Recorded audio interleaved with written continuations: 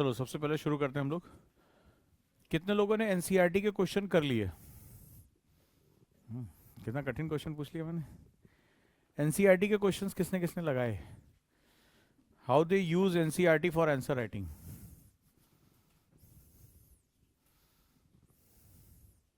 आज तो वर्षा हुई है। हैं? चलो,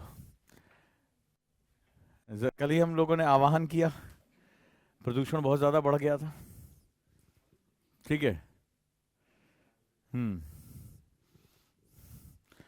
तो एनसीईआरटीज, सबसे पहले तो ध्यान रखना कि एनसीईआरटीज के जो बेसिक्स होते हैं वो आंसर राइटिंग के लिए बहुत इंपॉर्टेंट होते हैं। कुछ डायरेक्टली पॉइंट होते हैं। तुम लोग को एक छोटी सी बात बताता हूँ, तुम लोग को आज एक इंसाइट देता हूँ आईएएस टॉपर के मार्क्स से। तुम्हें कुछ इंसाइट मिल जाएगा, फिर उसको कैसे यूटिलिटी करनी है वो हम देखते हैं। हमारा एक मिथ है कि एनसीईआरटीज क्या मेंस के लिए प्रयोग होती हैं। बहुत से लोग सोचते हैं कि केवल ये प्रीलिम्स के लिए है। ठीक है, बहुत से लोग इसको इस रूप में देखते हैं। तो चलो जरा हम इसके बारे में भी थोड़ी बातचीत कर लें कि एनसीईआरटीज का क्या रोल है, क्या वेटेज है। ठीक है, तो थोड़ा सा इस बारे में भी हम बात करते हुए आगे बढ़ते हैं। सबसे पहले अगर मैं तुमसे बात करूं तो मैं एक आईएएस टॉपर के बारे में बात करता हूं कि वो आईएएस टॉपर कैसे जो है वो चीज़ों को मैनेज करता जा रहा है। चीज़ें जो है, कटारिया के मार्क्स आपको पता है? हाँ, किस किस टॉपिक है?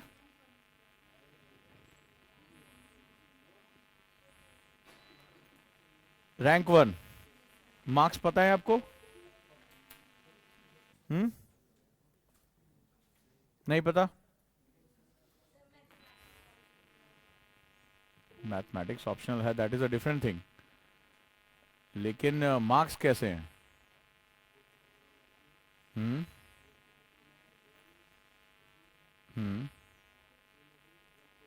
हम्म वेरी गुड। स्ट्रेटजिकली जो है वो हमें आंसर राइटिंग पे फोकस करना पड़ता है। टोटल मार्क्स कितने बनते हैं, तो जब हम टॉपर्स के साथ इस तरह से डील करते हैं तो हमारे लिए चीज़ें थोड़ी आसान हो जाती हैं। तो हम लोगों को ये लगता है कि आंसर राइटिंग जो एनसीईआरटीज हैं वो आंसर राइटिंग के लिए उपयोगी नहीं है। कितने लोगों ने उसके पीछे जो क्वेश्चन दिए गए हैं वो लगाए हैं? कितने लोगों ने लगा डाले? 1 2 3, कितने लोगों ने लगाए हैं?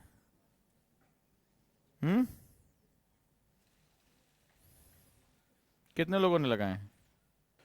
सो जो आंसर राइटिंग है, इन दैट केस थोड़ा इसको हम देख लेते हैं कि कैसे काम करता है। तो जरा कनिष्क कटारिया से सीखो कि कैसे मैनेज करना है आंसर राइटिंग। क्यों मैं बार बार कह रहा हूं कि आंसर राइटिंग सक्सेस के लिए बहुत इंपॉर्टेंट है। तो कनिष्क जो है, इसने अपने आप से वादा किया कि मैं 2 बार से ज्यादा अटेम्प्ट नहीं लूंगा चाहे जो हो जाए। ठीक है, तो ये 2018 के आईएएस टॉपर हैं कनिष्क कटारिया। थोड़ा सा इनको सीखो और अपना अपने मार्क्स जो है इनको आइडेंटिफाई कर लो इसके हिसाब से। और एनसीईआरटीज कैसे प्री मेंस दोनों में आपके लिए बेस बना सकती है वो बहुत ज़रूरी है। इसलिए क्योंकि हम गुरुकुल को एक जो है वो ड्राफ्ट करने जा रहे हैं, तो अभी भी वक्त है। अगर आपकी तैयारी नहीं है तो मैं उसको पढ़ा सकता हूँ, मुझे कोई दिक्कत नहीं है। मेरी फैकल्टीज पढ़ा सकती हैं उसको। लेकिन आप कमज़ोर होकर नहीं पढ़ा लड़ाई लड़ सकते, दिक्कत बस इतनी है। तो मैंने आपको पहले भी कहा था कि आपको जो चाहिए वो आप हमें बताएं, छुपाइए नहीं। 3 लोगों से कभी कोई चीज़ मत छुपाइएगा, डॉक्टर से, वकील से और टीचर से, नहीं तो मामला बहुत बिगड़ जाएगा। तो कनिष्क कटारिया जो आईआईटी बॉम्बे से ग्रेजुएट थे, साइंस स्ट्रीम के थे, बहुत अच्छे। उन्होंने ह्यूमैनिटीज़ को लिया, चैलेंज इनके सामने थे। ठीक है, जैसा होता भी है। तो इन्होंने जो प्रीलिम्स का पेपर था 106 मार्क्स लिए, और जो कट ऑफ था पेपर 2 147.5 मार्क्स सी सैट में इनके थे। जब ये मेंस में जाते हैं एसए में 133।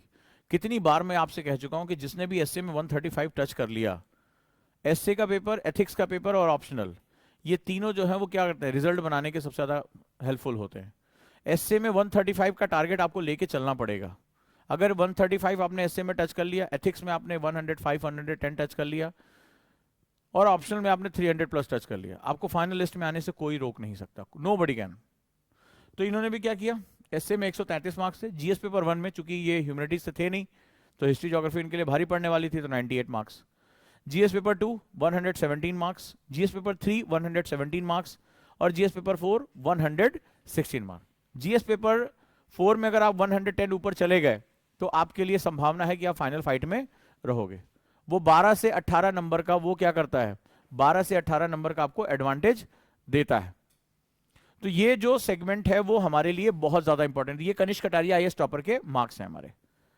अब सवाल ये है, मेंस में इनके 942, 942 और इंटरव्यू में इनके 179, ठीक है, ठीक ठाक मार्क्स हैं इनके, बहुत अच्छे भी नहीं कहेंगे, ये बहुत अच्छे, इनसे भी ऊपर मार्क्स मिले थे।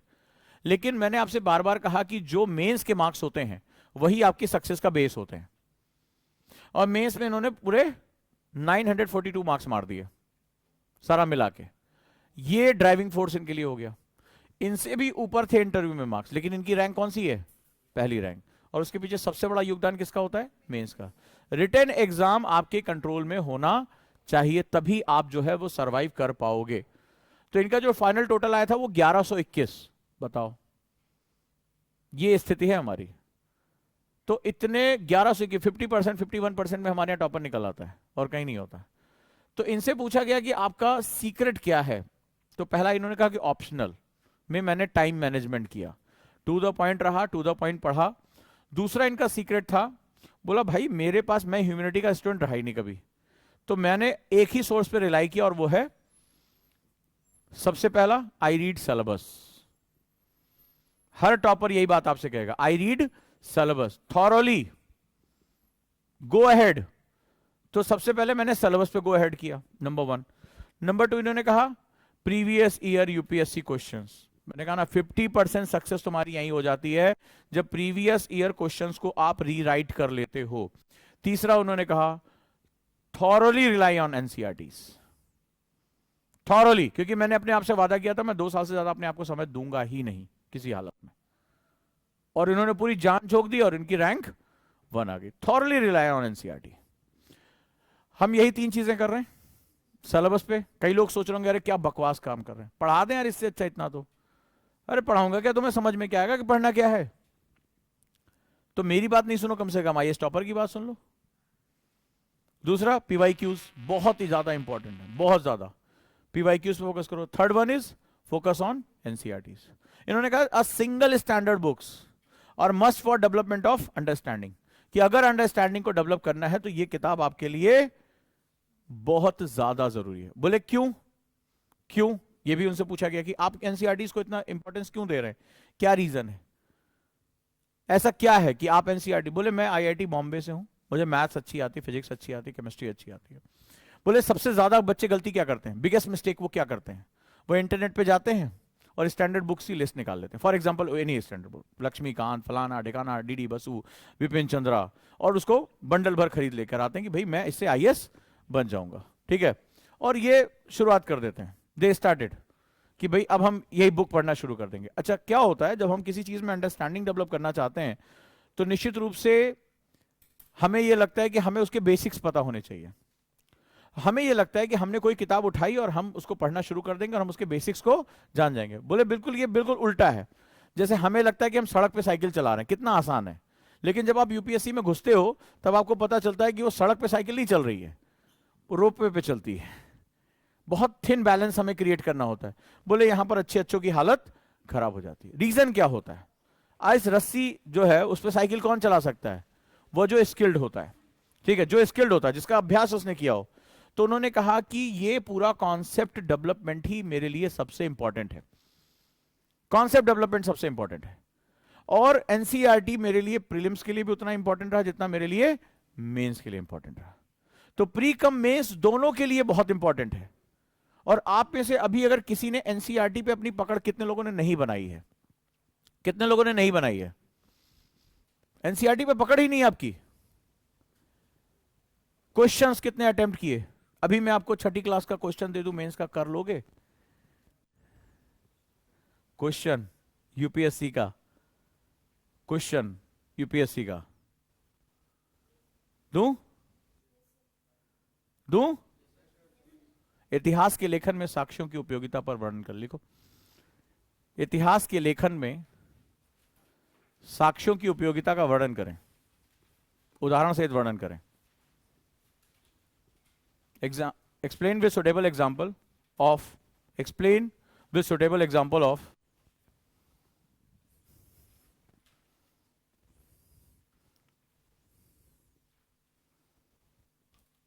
Usefulness of evidence in writing of history, usefulness of evidences in writing of history, in writing of history, in writing of history. 6th class NCERT chapter number 1, दोनों में यहीं से हिस्ट्री शुरू होती है। चलिए लिखिए, 6ठी क्लास की एनसीईआरटी चैप्टर नंबर 1, पहला पैराग्राफ। इसमें जो ट्विस्ट है वो ट्विस्ट है उदाहरण। तो एग्जाम्पल आपको एनसीईआरटी से देना पड़ेगा। 3 एग्जाम्पल दिए गए हैं, लिखो। बिकॉज आप साक्ष्यों पे लिख रहे हैं, आपको एविडेंस देने पड़ेंगे। हां, इतिहास लेखन में साक्ष्यों की उपयोगिता का उदाहरण सहित वर्णन करें। साक्ष्यों की उपयोगिता का उदाहरण सहित वर्णन करें। चलिए देखते हैं। उदाहरण पर आपको सबसे ज्यादा फोकस करना है। क्या करना है? उदाहरण पे।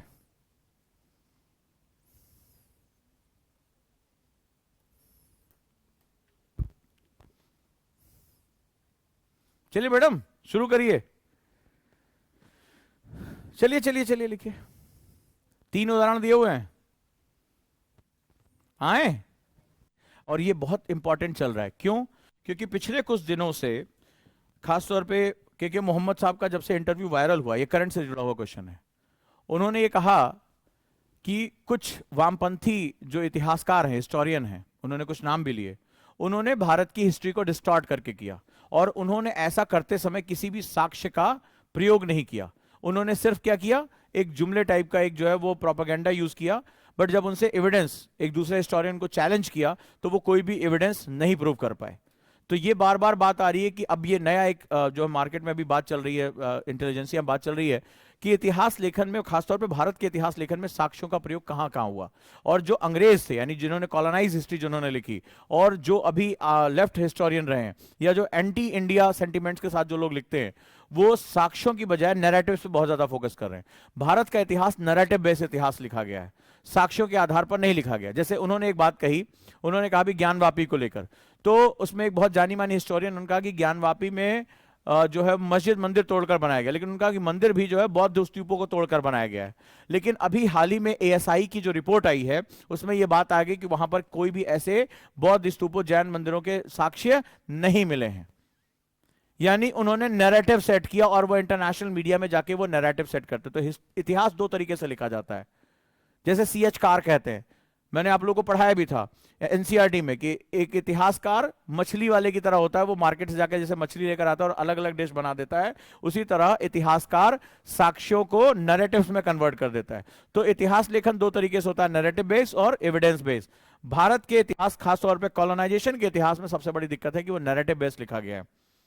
साक्ष्यों के आधार पर जब इनसे साक्ष्य मांगे गए, तो उन्होंने ऐसे ऐसे साक्ष्यों के बारे में बात किया जो एग्जिस्ट ही नहीं करते हैं, और बाद में जनता को बर्बाद करके सॉरी भी नहीं बोलते हैं।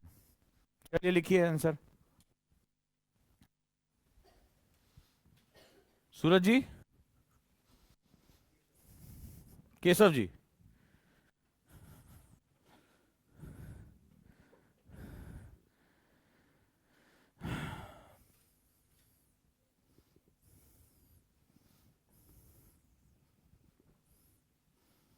हाँ जी मैडम। सर कुछ कुछ होता है, तुम नहीं समझोगे राहुल। हमसे ना लिखा जा रहा है? सही है। 6th class chapter number 1 first paragraph का अगर आप क्वेश्चन नहीं लिख पा रहे हैं, तो दिल्ली अभी दूर है।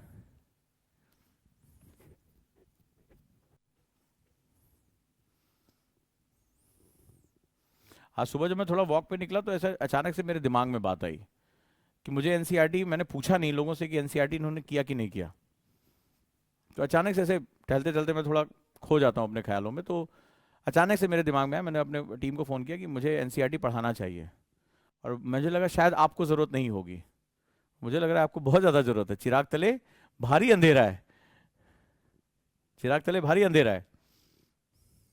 So we will start NCERT anyhow. हमें करना पड़ेगा, नहीं तो फंस जाओगे। लिखो लिखो लिखो लिखो, मेरी इतनी बातें तो सुन के लिख लो। नैरेटिव्स क्या है, एविडेंसेस क्या हैं, इतिहास, मैंने पहले भी बताया था, उस दिन बताया था कि संस्कृति और इतिहास हमारे क्रियाकलापों का पद चिन्ह है, यही सब लिख दो, फुटप्रिंट्स ऑफ आवर जर्नी। पहला एग्जाम्पल क्या दिया है, हंटर एंड गैदरर, हा हा हा हा हा हा हा हा हा हा हा हा। फिर 11th क्लास की एनसीईआरटी में मृद भांड पॉटरी के बारे में दिया हुआ है, हा हा हा हा हा।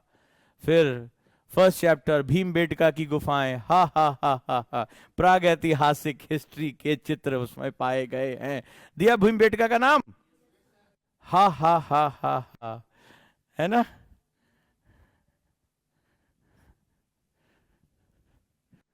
किसको किसको याद आ रहा है? हाँ, कहाँ थे सुबह? मोरी अखियां ना एक्सरे है, ठीक है। नहीं थे ना क्लास में? कहाँ थे? हैं?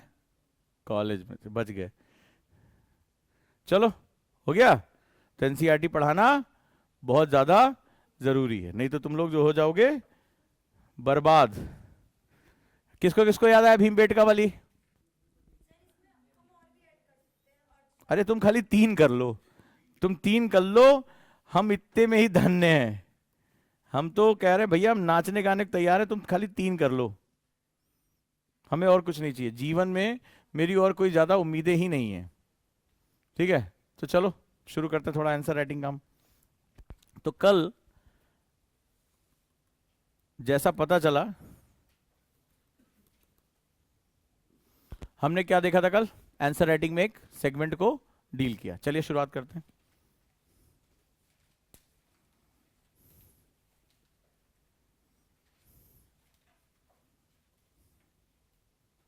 मिथ के बारे में बात कर रहे थे, तो यानी कि अभी तुम्हारे इस गुरुकुल बैच में सारी चीजों की पूर्ति हो रही है।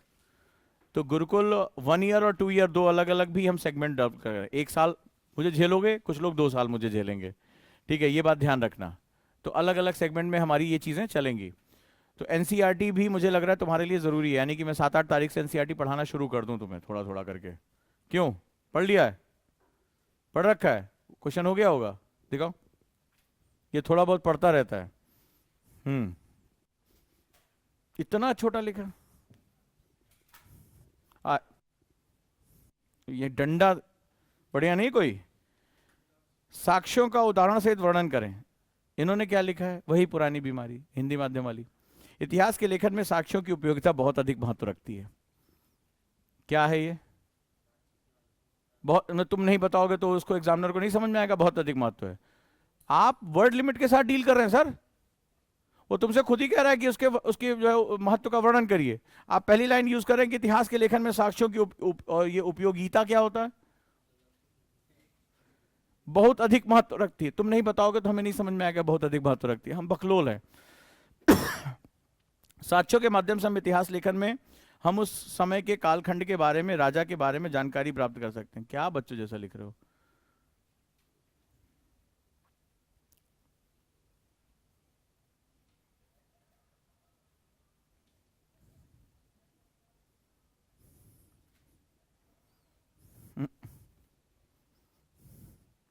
ये छोटे बच्चों जैसा है, छोटे बच्चों में छोटे छोटे टीचर खुश हो जाएंगे, हम नहीं, ठीक है। बहुत गहरा था ये इतिहास का जो लेखन है, ये अलग अलग जगह एनसीईआरटी में फैला हुआ है।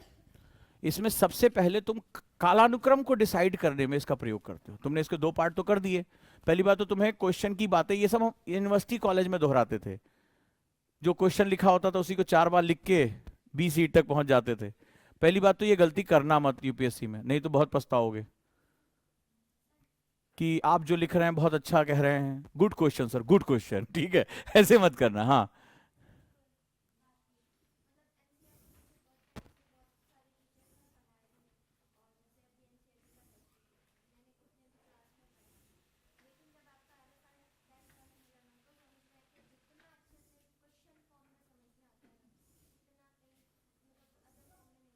हाँ, तो चलो धन्यवाद देवी ओजांग सर ने इतनी अच्छी अच्छी बातें बताई, किसी को तो समझ में आई।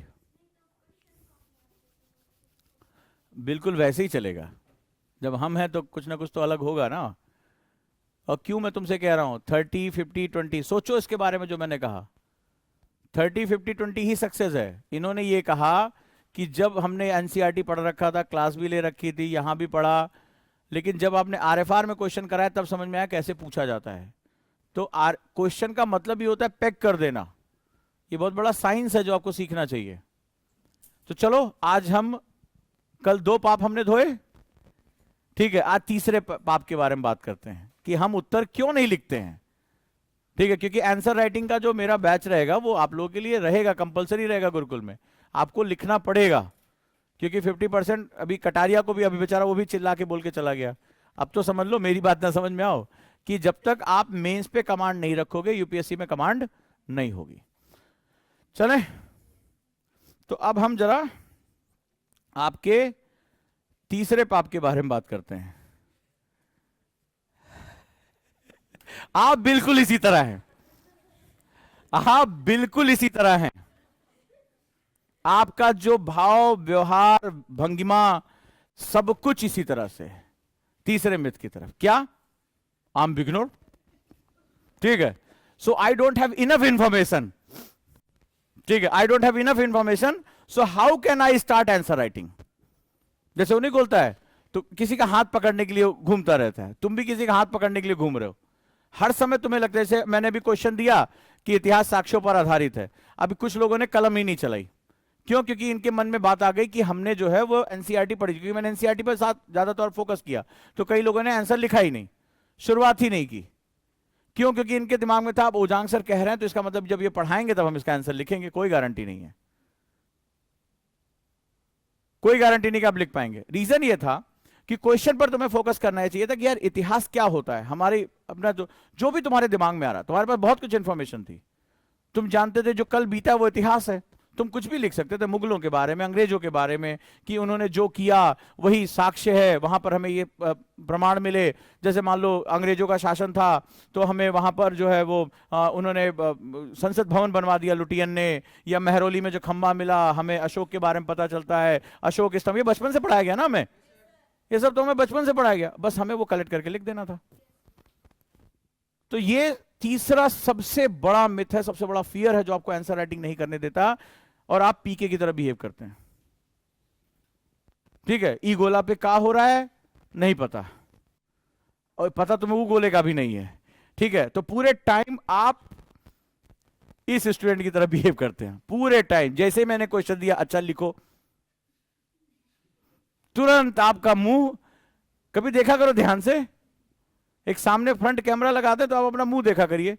जैसे क्वेश्चन दिया पहले तो हाँ जल्दी जल्दी लिखो कुछ कर, और जैसे क्वेश्चन लिख लिया और दिमाग के न्यूरॉन्स में गया, है तेरे की आई पे नहीं करता मैं, तुरंत आप ऐसे देखते हैं।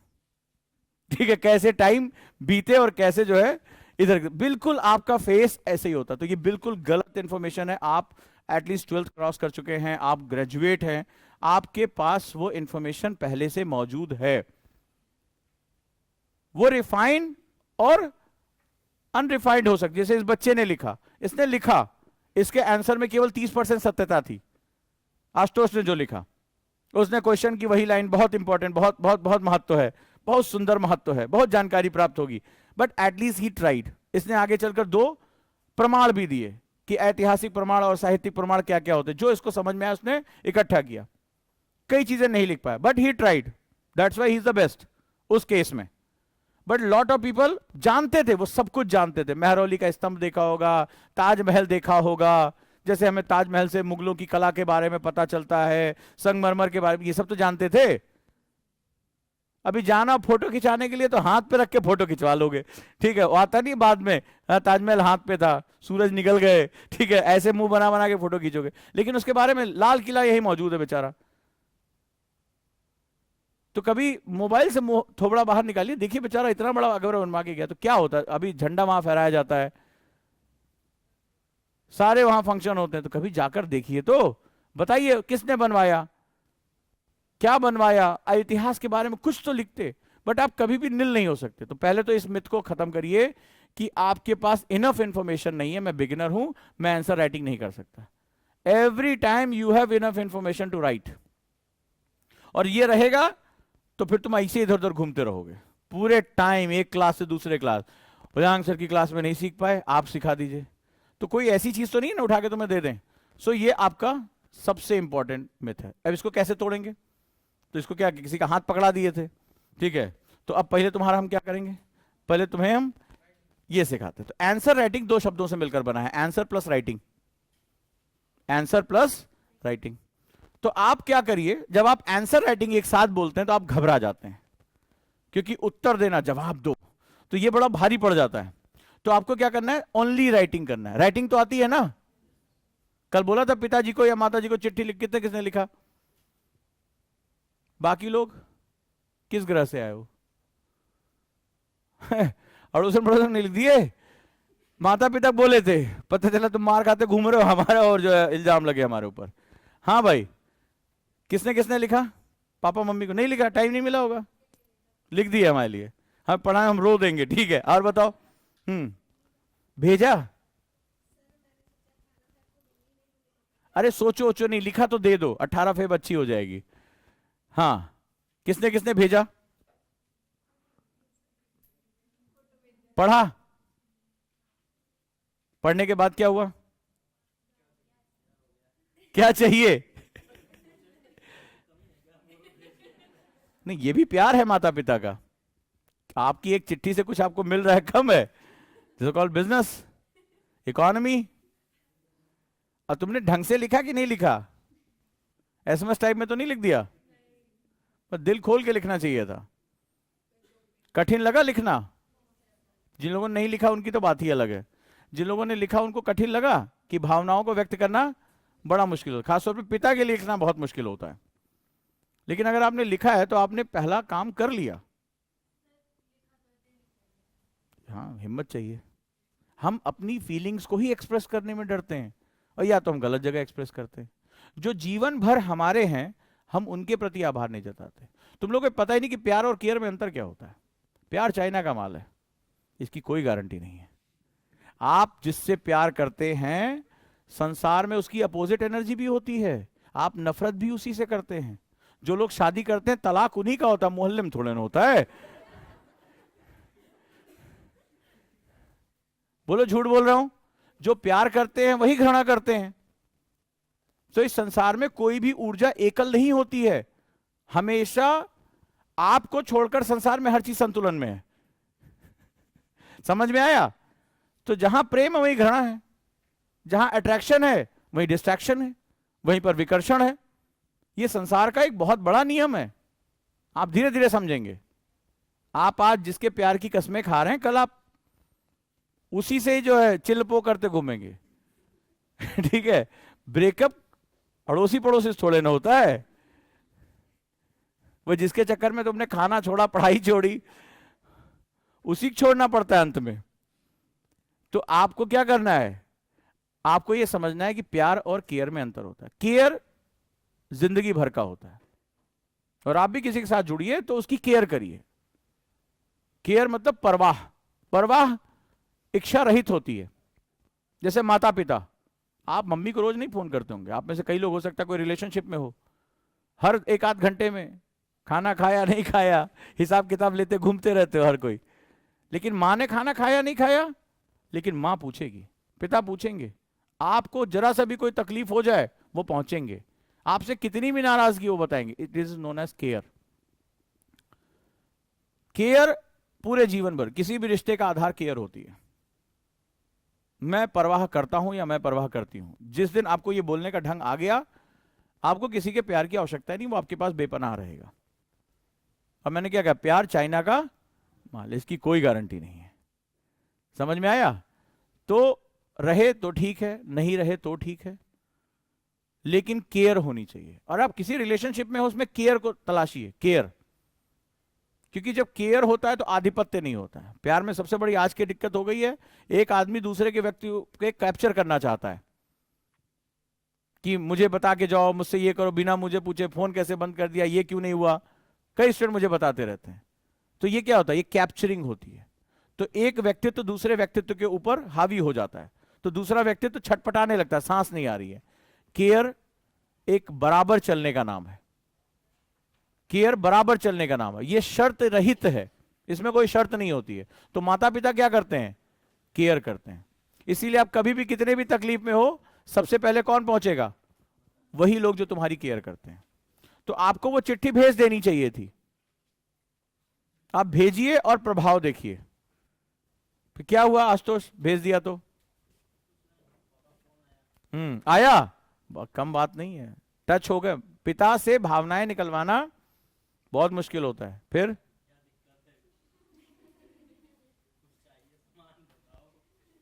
हो गया, तुम्हारा काम हो गया। लेकिन अब आज से 1 साल बाद भी उनसे मांगोगे ना, वो कागज उनके पास रहेगा। वो उनकी सबसे बड़ी जो है वो उपलब्धि है। और किसने क्या लिखा, किसका रिप्लाई आया? ये लड़के लिख रहे हैं, लड़कियां कुछ नहीं लिखती हैं। लिखा, भेजा, पढ़ा उन्होंने? फिर हम्म हम्म हम्म हम्म चिट्ठी में लिखना था आप उनके विषय में क्या सोचते हैं। आप क्या कर रहे हैं वो तो फोन पे भी आप बताते हैं, आप उनके विषय में क्या सोचते हैं। उन क्षणों को याद करना था जिन क्षणों में आपने उनको थैंक यू नहीं कहा, या आपकी लाइफ में वो बड़े इंपॉर्टेंट क्षण थे। आपको उनकी मेहनत के लिए आभार जताना था। This is a form of gratitude meditation my dear. मैंने आपको ध्यान लगाने के लिए कहा था। आपको अपने बारे में नहीं लिखना था, आपको उनके बारे में लिखना था। हु दे आर, उन्होंने तुम्हारे जीवन में क्या इंपैक्ट डाला, उन्होंने तुम्हारे लिए कितनी परेशानियां झेली। अभी भी नहीं लिखा तो फिर से लिखो। फिर पढ़ा, दे दो। तुमने क्या रहा?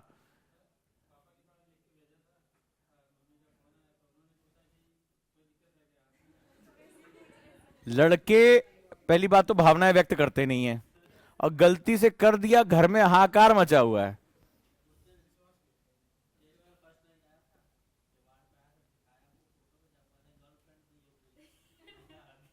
अरे जब कहते हैं ना कि बेटे का जूता बाप का जूता बेटे के पैर में आने लगे तो दोस्त हो जाते हैं।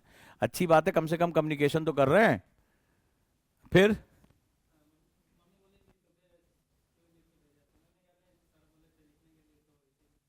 अरे काहे मेरे नाम पे बिल फड़वा रहे हो? तुम बोल देते बस मैं आभार जताना चाहता हूं, कुछ लिखना चाहता था आप लोगों के लिए, कभी अपना भी तो ब्रांडिंग कर लिया करो। आभार जताओ व्यक्तिगत। ये क्या था तुमने मेरे, एक तो तुम लोग रिस्क नहीं लेना चाहते हो, जितनी भी गोलियां बंदूक चलाए मेरे कंधे पर रख के चलाते हो। आपको व्यक्तिगत आभार जताना है, मोहल्ले का आभार थोड़ा जताना है। चलिए खैर कोई बात नहीं। तो अभी हमें क्या करना है, आंसर राइटिंग में राइटिंग करना सीखना है। इसीलिए मैंने कहा कि हर दिन कम से कम 2 पेज डायरी के लिखा करो। कुछ नहीं लिखा करो तो सिंपल ये करो कि मेरा दिन कैसा होना चाहिए, आज मेरे टारगेट्स क्या हैं, मेरा दिन कैसा रहा, या लास्ट में जब सोने जाओ तो व्हाट आई लर्न, मैंने आज क्या क्या डिस्कशन किया, मेरे कौन से दोस्त रहे, खाने में क्या लगा, बस उसको लिखो। जो चीज तुम सोच रहे हो कि ये मेरी है वो इंटेंजिबल है। जब तक आप उसको टैंजिबल यानी मूर्त रूप, जब कोई चीज हम लिख देते हैं, ये मान लो लिखा हुआ है, तो ये क्या, ये मूर्त है, ये मेरे विचार लिखित रूप में, ये मेरा है, मैं इसको 10 बार यूज कर सकता हूं। लेकिन कोई चीज विचार के प्रवाह में अगर अमूर्त है तो वो चीज तुम्हारी नहीं है। क्लियर है? तो लिखने की आदत डालो। तो आंसर राइटिंग से आंसर हटा दो, तुम्हारा डर खत्म हो, राइटिंग करना शुरू करो। क्यों? मोटर एक्टिविटी स्टैब्लिश करनी है। तो तीसरा मिथ तुम्हारा सबसे खतरनाक, कल आपको मोटर एक्टिविटी करके दिखा दी थी, अब आपको ये चीज सीखनी है। क्लियर है? तो राइटिंग बहुत इंपॉर्टेंट है। ये मस्कुलर जो आपका सेगमेंट है वो टाइम लेता है इसको डेवलप होने में। आइए नेक्स्ट की बात करें। वो देखो ऑनलाइन में कोई लिख रहा है I love you Riya Kumari. इनका अलग चलता रहता है। ऑनलाइन वाले मार खाने से एक तो बच जाते हैं, मेरे पास कोई भी ट्रांजैक्ट करने का नहीं है, नहीं तो हम निकाल के इनको अभी इतना समझाया कि चाइना का माल है, लेकिन ये चाइना के माल से इतना प्यार करने बैठे हुए हैं। अरे केयर पे फोकस नहीं करेंगे, इनसे बोलो किसी पढ़ा दो तो नहीं पढ़ाया जाएगा। ठीक है? तो ये बड़ा दिक्कत। और ये ऐसे है, इनको प्यार भी नहीं चाहिए। कई लोगों से मैंने बात की तो कहते हैं सर दिल टूटने का वेट कर रहे हैं वो। हाँ ठुकरा के मेरा प्यार मेरा इंतकाम देखेगी। कई लोगों तो मन में यही तमन्ना चलती, जब तक दिल नहीं टूटेगा तब तक अंदर से इनकी हड्डियां टूटने की जरूरत है, दिल विल तो बात की बात है। पहले तो इनको कायदे से इनका जो है इंतजाम होना चाहिए, तब जाकर ये पढ़ाई शुरू कर पाएंगे। इनका बचपन से अगर हड्डी टूटी होती तो दिल इनका मजबूत हो जाता। चलिए अब दूसरा वाला रेखा जी को ज्ञान दे रहा है। रेखा के चक्कर में तो हमारे अमिताभ बच्चन परेशान थे। चलो अब चौथा मिथ, ठीक है, चौथा मिथ बात करते हैं, चौथे मिथ की बात करते हैं। और चौथा मिथ है आई एम वेरी एनालिटिकल। जैसे तुम बहुत शो ऑफ करते हो, sir sir I have everything in my mind. ठीक है, बहुत से लोग हैं। अब कि अगर मैं माइंड के अंदर देख पाऊं तो मैं देखूंगा कि इंसान के जीवन में गोबर ऊपर कैसे है। ठीक है, गोबर हमेशा निकलने के बाद नीचे चला जाता है। ये कौन सा जो है वो बायोलॉजी है कि गोबर ऊपर आ जाता है। फिर भी लोग दावा करते हैं कि आई एम वेरी एनालिटिकल, मैं बहुत सार सोचता हूं, आई एम वेरी थिंकेबल, और पता नहीं क्या क्या वर्ड यूज करते हैं। So how do I right structure answer. जैसे इन साहब ने अभी लिखा, इसमें आशुतोष बेस्ट एग्जांपल है। इन्होंने पहली लाइन क्या लिखी कि साक्ष्यों का इतिहास के वर्णन में बहुत महत्वपूर्ण योगदान है। ठीक है, इन्होंने क्वेश्चन की तारीफ कर दी, good question sir, good question. ठीक है, वेरी गुड क्वेश्चन। तो और ये सच्चाई है, इंजीनियरिंग कॉलेज में तो ये सब होता रहता है। ये सब हमारे यहाँ क्या, हमें वाई वाई इतना देना पड़ता था। तो एक बार क्या हुआ, टीचर थर्ड ईयर की बात है, तो एक बाहर से आए थे प्रोफेसर, 4-5 दोस्त थे। और इंजीनियरिंग में कैसे पास होते हैं लोग, बेचारे इंजीनियर अलग ही तरह के प्राणी होते हैं। वन नाइट फाइट, अचानक से 2 दिन पहले याद आता है, अबे कौन सा सेमेस्टर है, कौन सा सब्जेक्ट है। तो वो आया बेचारा, उसने कुछ क्वेश्चन पूछे हमारे प्रोफेसर ने, तो वो आगे बैठा था, तो उसको आता जाता कुछ नहीं था। उसने बाद में बताया मुझे पता ही नहीं था वाइवा किस चीज का था। ठीक है, तो वो पहुंचा था बेचारा किसी तरीके से। तो जैसे कुछ पूछते, हाँ तो शायद ऊप्स का वाइवा था, ऑब्जेक्ट ओरिएंटेड प्रोग्राम का। और हम इलेक्ट्रिकल वालों के लिए तो बड़ा भारी सब्जेक्ट माना जाता, कंप्यूटर वाले सब्जेक्ट बड़े भारी माने जाते थे। हम किसी तरह से जबते जबते निकल जाते थे। तो जैसे कुछ पूछे, हाँ ये बताओ, बड़ा सीरियस हो गया, गुड क्वेश्चन सर। और इतना सीरियस होके कि जैसे इसके बाद वो रिसर्च पेपर लिखेगा पक्का। बहुत ध्यान से आंखों में आंखें देखता था, और फिर बोलता था गुड को। अच्छा, हम बगल में बैठे, हमें इतनी तेज हंसी आए, हमें अब हंस सकते नहीं। अब हंसी कैसे रोकी जाती प्रोफेसर के सामने, दांत भींच भींच के। हम ऐसे देख रहे हैं, चुप हो जा, फिर अगले क्वेश्चन में, अच्छा चलो ये वाला। फिर उसने ध्यान से देखा, good question sir, good question, intelligent question sir, awesome sir, आपने सोचा कैसे सर। अब फिर हमें हंसी आए, हमें पता था वो 1 नंबर का धूर्त आदमी है। ठीक है, और हमारे ग्रुप में डाल दिया गया था। और हम हाथ दबा रहे हैं नीचे से, चुप हो जा, अगर अभी फीफी फीफी निकल गई तो तू तो मरेगा, हमारे नंबर भी गए। और ये प्रैक्टिकल था पूरे टाइम। बाहर निकल के हमने उसको बहुत धोया था, गुड क्वेश्चन, अरे बोल दे नहीं आता, गुड क्वेश्चन। और ऐसा गंदा सा मुंह बना के, जैसे इसके बाद सिलिकॉन वैली में जाके इसी पे रिसर्च करेगा। पूरे टाइम उसका ये हालत थी। तो कुछ ऐसा ही होता है। जब वो बहुत से लोग मेरे सामने मिले, वो बड़े विदेश नीति पे बड़ी बात में। एक दिन ऐसे क्या, वो एक सज्जन आए, बड़ी बड़ी बातें कर रहे थे, वो ये होना चाहिए, ये होना चाहिए, दिस फॉरेन पॉलिसी। ऐसे हमने क्या किया, पेन दिया, पेपर दिया, हमने कहा कुछ लिखो। तो एकदम सच्ची घटना है ये, 4 साल से तैयारी कर रहे थे। मुंह में दबाया पेन, ऊपर फिर देखा भोलेनाथ को याद किया। भोलेनाथ बोले हमें ना याद करो, यूपीएससी का चैप्टर, हम यहां तुम्हारी हेल्प नहीं कर पाएंगे। फिर उन बड़ी देर बाद उन्होंने माथे पे हाथ रखा, कलम को चूमा, ठीक है, और कुछ लिखा। मुझे लगा हाँ कुछ गहरा लिखने वाले हैं। एक लाइन पूरी हुई, दूसरी लाइन पे आए। दूसरी लाइन खत्म होते होते अचानक से उनके मुंह से ची निकला और उन्होंने दोनों लाइनें काट दी। हमने कहा यार, इतना उत्साह, इतना ज्वार पैदा हुआ था, अचानक से डाउन हो गया। बड़ी समस्या उनकी। तो कुल मिलाकर फिर क्या हुआ, उन्होंने कहा देखिए मैं बहुत डीप में जाकर पढ़ता हूं। हमने कहा हमने कहा कहां, मैंने बहुत गहराई से सोचता हूं। हमने कहा तुम्हारी ऑडियो जाएगी, मेंस में ऑडियो जाएगी कि डीप में जाके कुएं में बैठ के तुम सोचो ओ भारत की अर्थव्यवस्था, चिल्लाओ और वो जो है आवाज जाए। वो सुना ना, एक चुटकुला आया था, उसमें एक टूरिस्ट प्लेस पे जो है पति पत्नी जाते हैं बहुत लोग समझ गए होंगे। तो बोलता है नाम लो, तो इसमें आवाज रिवर्ट होके आती है। तो पति बेचारा किसी का नाम लेता है, उसका नाम 15 बार गूंज के आता है। अब तुम समझ ही गए होगे। तो अब पत्नी से बोलते तुम भी नाम लो इसका। तो जैसे वो नाम लेती 15-16 लोग के नाम आ जाते हैं। तो इनका भी कुछ कुछ ऐसे सीन है वहां पे। तो चलो खैर, कुल मिलाकर तो यहां पर क्या होता है कि हम लोग ये दावा करते हैं कि हम बहुत एनालिटिकल हैं, हम बहुत सोचते हैं, एवरीथिंग इज माय माइंड। तो ये लोग क्या होता है, ये एक परंपरागत लेखन शुरू करते हैं, परंपरा प्रतिष्ठा और अनुशासन वाला, जो भवानी शंकर का स्टाइल था। तो भवानी शंकर हमारे यहाँ आंसर राइटिंग में बहुत है। जैसे एक भवानी शंकर आज हमें मिले, ठीक है, तो शौर्यवान है, ठीक है, लेकिन इन्होंने क्या लिखा पहली लाइन, कि इतिहास के लेखन में साक्ष्यों का बहुत अधिक योगदान है। थोड़ा सा ये और अगर बहक जाते, बहुत से लोगों को मैंने बहकते हुए देखा, इतना अधिक योगदान है, इतना अधिक योगदान है कि इसका वर्णन ही नहीं किया जा सकता। खत्म हो गई बात, इसका वर्णन ही नहीं किया जा सकता। और जब मैं इसका वर्णन करने की सोचता हूं तो मुझे ऐसा लगता है कि मेरी कलम अनवरत चलती रहेगी और वर्षों बीत जाएंगे इतिहास के लेखन में, ठीक है। और ऐसा करते करते, और तुम मजाक समझो, मैंने कॉपियां चिट्ठी है, झांसी की रानी का वीरता जो है स्वतंत्रता संग्राम में योगदान पूछा गया था, तो स्टूडेंट ने लिखा था, झांसी की रानी की तलवार जब हवा में लहराती थी, खून से सनी तलवारें जब हवा में डोलती थी, अंग्रेजों के रोंगटे खड़े हो जाते थे। तलवार की चमकार से, तब तक पीछे से ऐड आ जाए, washing powder Nirma, washing powder Nirma, ठीक है। तो ये जो है, बहुत देर तक मैं सोचता रहा, अब कुछ काम की बात होगी, अब कुछ काम की बात होगी। खून से सनी तलवारें, अंग्रेजों के रोए खड़े हो जाना, डर भय, सारे रस डाल दिए।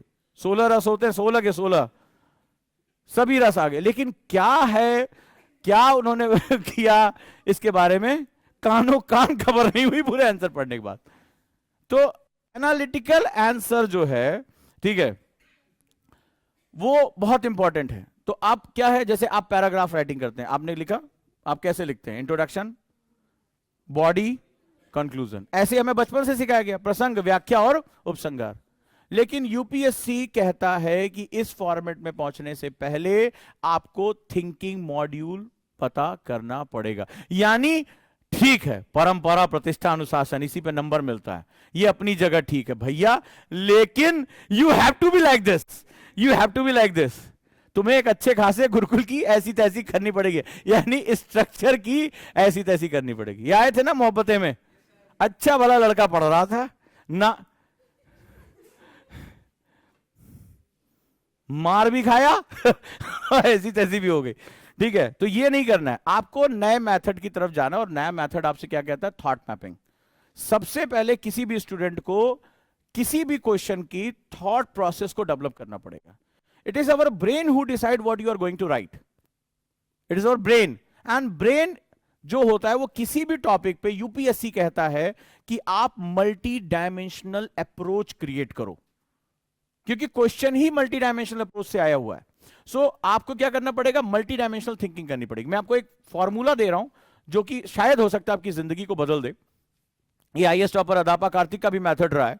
उन्होंने भी कहा था कि मैं किसी चीज को इतने पार्ट्स में तोड़ देता हूं। मैं आपको बता रहा हूं कि किसी भी चीज को पढ़ते समय, लिखते समय, बात करते समय आपको इतने टॉपिक्स में उसको तोड़ना पड़ेगा। फॉर एग्जाम्पल, जैसे अगर आप बिगिनर हो तो आप किसी भी चीज में कुछ क्वेश्चन पूछना शुरू करो, जैसे हाउ, कैसे, what, when, where, who, why, विच।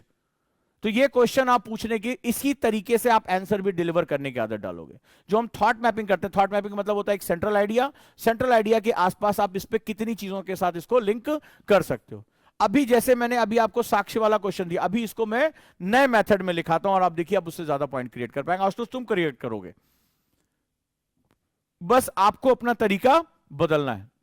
इसको बना के जहां पढ़ते हो वहां टांग लेना, बेसिक। अगर आप बिगिनर हो, थोड़ा सा अगर आप और एडवांस हो गए तो आपको कुछ और एडवांस क्वेश्चन पूछने पड़ेंगे, और इन्हीं एडवांस क्वेश्चन में आपको डिलीवरी करनी पड़ेगी आंसर राइटिंग में। जैसे कि डिवीजन्स क्या है, मैं किस टॉपिक पे बात कर रहा हूं, मेरा लेसन क्या है, मेरा थीम क्या है। I am writing about the ancient history, modern history, या बेसिक हिस्ट्री, या ज्योग्राफी।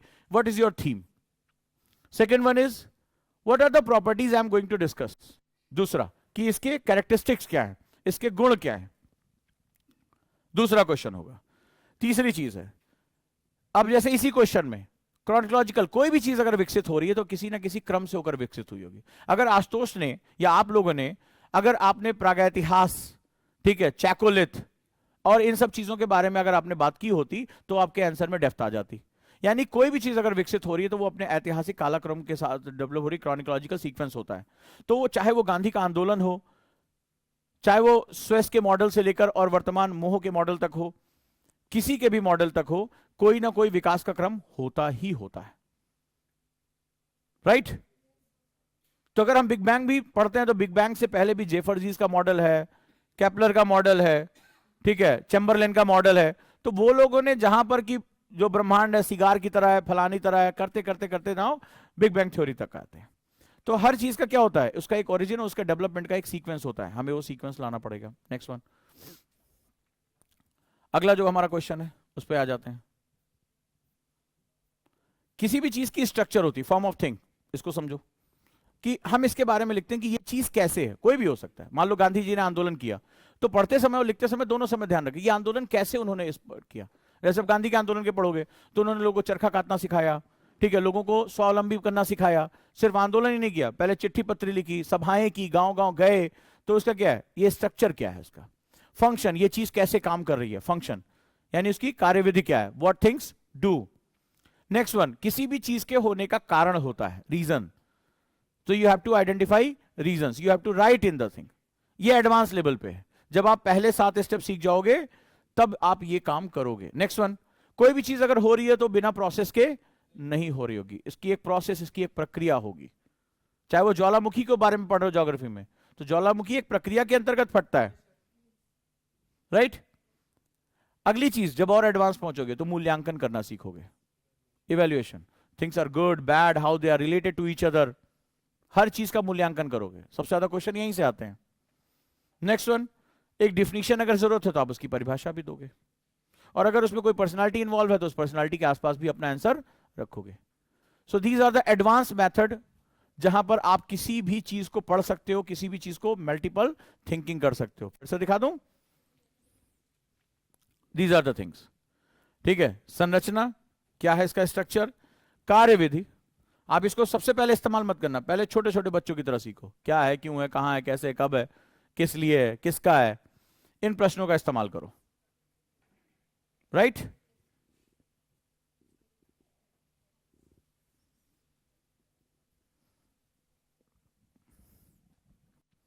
बताओ।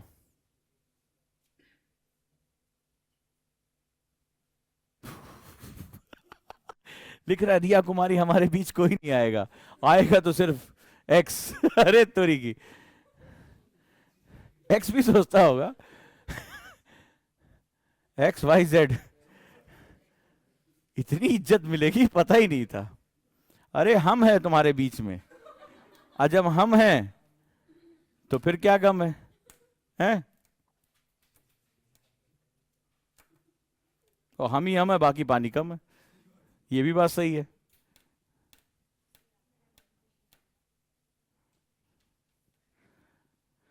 लिख लिया? तो आंसर राइटिंग में ये सेकेंड जो स्टेप है, ये फर्स्ट है और ये एडवांस है। तो हमें इतनी तरीके से थिंकिंग करनी पड़ती है। तो जो परंपरा प्रतिष्ठा अनुशासन है, यानी कि प्रस्तावना, व्याख्या और उपसंहार, उसको भी कुछ समय के लिए होल्ड पे डाल दो। अभी थोड़ा शाहरुख खान की तरह करते हुए घूमो चारों तरफ इधर उधर, ठीक है, और मल्टी थिंकिंग करना शुरू करो। अब जैसे इसी क्वेश्चन को जो मैंने दिया था, अब इसको सीक्वेंशियल राइटिंग करने की बजाय मल्टी डायमेंशनल राइटिंग करो और सोचो कि क्या है। करो करो करो करो, मजा दिखाते तुम्हें। वही वही वही पुराना क्वेश्चन। कब आई तुम?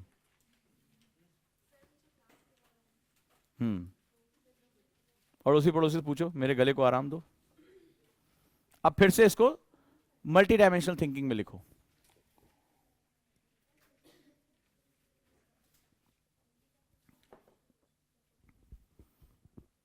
चलो,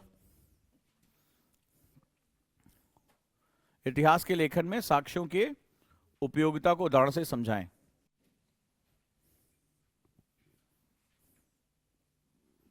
राइट?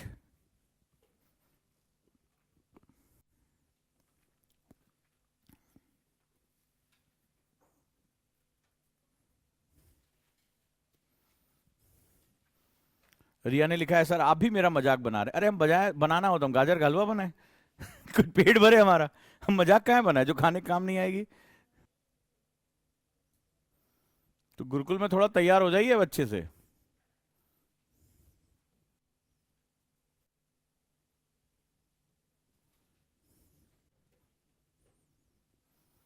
अब कुछ पॉइंट्स बढ़ाओ, चलो।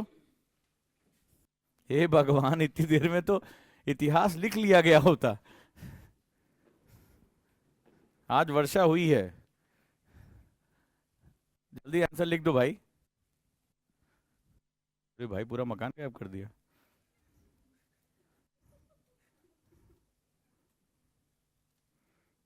बताओ। तुम लोगों के आंसर सुन के एक भौतिक वस्तु गायब हो गई। तुम लोग कैसे हमें जीने दोगे भाई। हे प्रभु, मैंने कहा मल्टी डायमेंशनल थिंकिंग करने को, क्यों नहीं वो लकीरें खींच खींच के लिख रहे हो। मल्टी डायमेंशनल थिंकिंग कभी लीनियर राइटिंग से आएगी नहीं है। अच्युतम केशवम कृष्ण दामोदरम जानकी वल्लभम राम नारायणम, है यही है। गलत बोल गए। हाँ सही करो। एकदम इतने पंडित पंडिताई ने बड़ा दिक्कत हो रखा है। हम्म।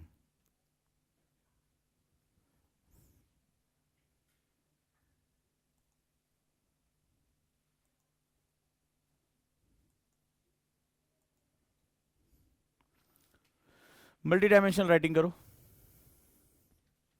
लीनियर राइटिंग आंसर राइटिंग की क्लास में काफी समय तक नहीं होगा, याद रहेगा। आपको मल्टी डायमेंशनल राइटिंग करनी ही पड़ेगी अनटिल अनलेस जब तक आप थॉट प्रोसेस जनरेट नहीं कर लेने। तो लिखोगे good question sir, good question. वो देखो वर्षा लिख ही रही है, पीछे लिखा था फिर दोबारा लिख रही है कि क्वेश्चन लिखने से, क्योंकि ऐसे पास हुए हैं लोग, ऐसे पास हुए हैं। क्वेश्चन को 15 बार लिख दो और उसके बाद गुड क्वेश्चन सर। अरे मैंने मजाक नहीं, मैंने कॉपियां चेक की हैं। एक दो दिन मैं कॉपियां चेक करने गया हूं इंजीनियरिंग कॉलेज में, और उसके हंसते हंसते पेट दर्द, मैंने कहा भैया ये पाप हमसे नहीं हो पाएगा। जो तुमने अभी तक कहानियां सुनी मैंने अपने आंख से सब पढ़ा है। क्वेश्चन बार बार लिख दिया, मम्मी बीमार हैं, पापा बीमार हैं। एक में तो 500 रुपया भी निकला था, कोल्ड ड्रिंक भी पिए थे और उसी फेल किए थे हम सबसे पहले। हमने कहा फिर चलो छोड़ो रहने दो, ये पाप हो नहीं पाएगा। ये रेखा कह रही है I love you Riya Kumari. अरे यार ये क्या है, हद हो गई। चलो मान जाओ भाई। नहीं तो आज हम ना तुम्हारा प्यार जो है हवा करते कर मिल गए। तो इनका तो पहले आज लॉगिन आईडी हम जो है आज बंद कराते हैं। हाँ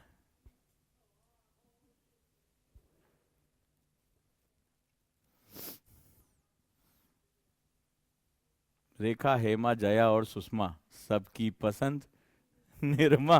ठीक है, तो जब सबकी पसंद निर्मा तो एक दूसरे को क्यों बोल रहे हो भाई। लिख लिया आंसर। कुछ एक आध नंबर की बढ़ोतरी हुई। चलो ये ट्राई करो। थोड़ा एनसीईआरटी भी लग रहा है तुम लोग को पढ़ाना पड़ेगा।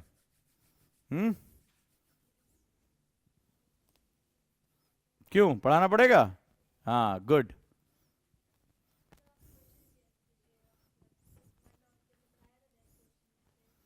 देखो, और तुम क्वेश्चन लिख लिख के कहो good question sir, good question. क्यों वर्षा, है ना, कितनी बार लिखी क्वेश्चन। अच्छा आंसर लिखोगे कि खाली उसी पे टक गई। आंसर लिखा कि नहीं लिखा है पहले बताओ, काम की बात करो।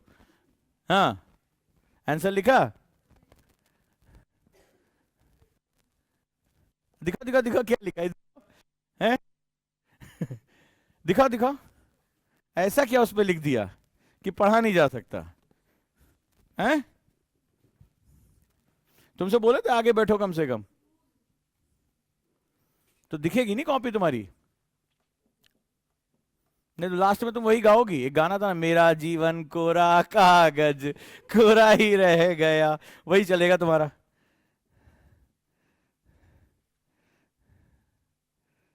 ऐसे गंदी राइटिंग लिखोगे तो फिर क्या लिखा था उस क्लास में जो अब ना पढ़ा गया। ठीक है, तो वही तुम्हारी हालत चलेगी। तो भाई लाइफ में थोड़ा सा सीरियस होके काम करो। अब हो जाएगी आंसर राइटिंग। हाँ जब भूख लगी होगी, गुरुकुल में बड़ी देर तक खाने को नहीं मिलता है, चलो खाना खाओ। ठीक है केशव। हाँ तो क्या था मंत्र? अच्युतम केशवम।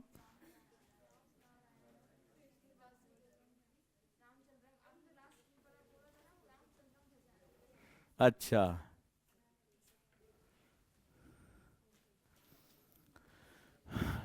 चलो, नोएडा के इस माहौल में अच्छा तो लग रहा है माहौल यार। एक मकान ने तुम लोग के आंसर सुन सुन के अपनी जान दे दी है। अब थोड़ा ढंग से आंसर दो।